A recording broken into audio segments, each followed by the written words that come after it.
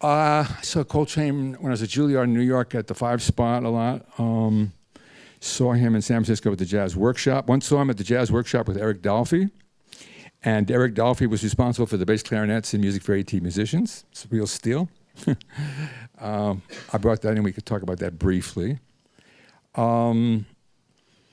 Why was I so interested, and why were so many other people, Terry Riley and Mont Young and anybody with a pair of ears so interested in Coltrane?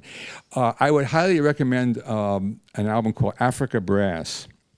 Not necessarily the most famous album of his, but for musicians in terms of an extreme form.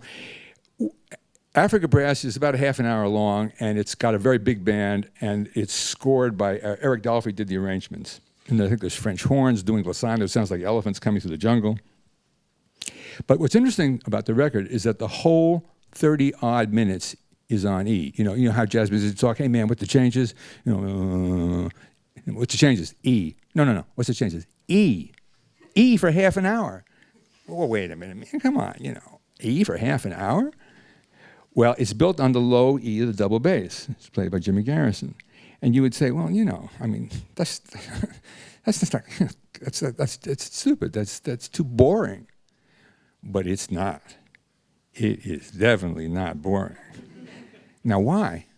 What's going on to compensate for the lack of harmonic movement? Now, of course, you live at a time when a lot of this is happening, a lot of water under the bridge, but I'm talking 1963, 64, 65. There's incredible melodic invention. Sometimes Coltrane is playing these gorgeous melodies. Sometimes he's screaming noise through the horn.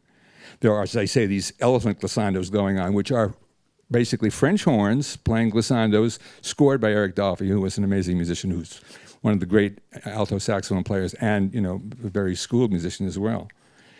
And in two drummers, Elvin Jones being one of the most inventive jazz drummers who ever lived, and I think Rashid Ali was the other drummer. So you've got incredible amount of rhythmic complexity, timbral variety, and melodic invention, and they more than compensate for the harmonic constancy. As a matter of fact, there's a kind of tension and intensity because it doesn't change.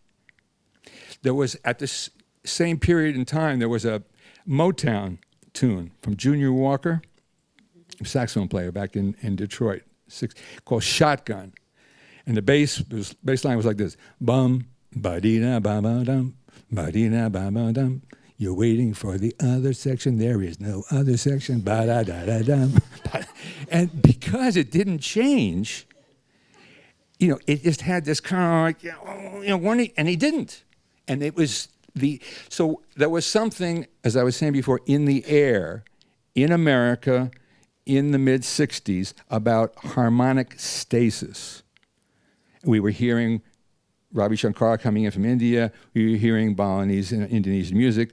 We were hearing African drumming. We were hearing John Coltrane. We were hearing stuff coming in from Junior Walker and other people in Motown. Bob Dylan ain't going to work on Maggie's Farm no more. And a lot of stuff on that first album is a lot of the one chord. There's a little turnaround on 4 and 5, and right back on 1, and kind of that incredible, but wonderful voice that he has. So there was this thing in the air coming in from various sources outside of the West, from jazz, from popular music, which was pointing in this direction. And without that, I never would have done what I'd done. Riley would never have written in C, et cetera, et cetera, et cetera. Things come from a certain time in a certain place. You would, if this hardware wasn't around, you'd be doing something else.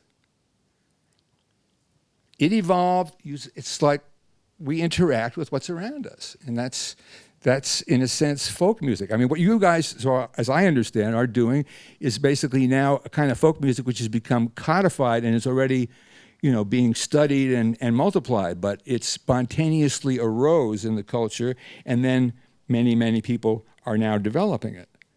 And I've always seen, pop music is, is the folk music of our time. Folk music. Dylan's plugging in was, in a sense, the end of that old kind of Woody Guthrie folk music and the beginning of firmly establishing rock music as the folk music of our culture, and now the further developments thereof.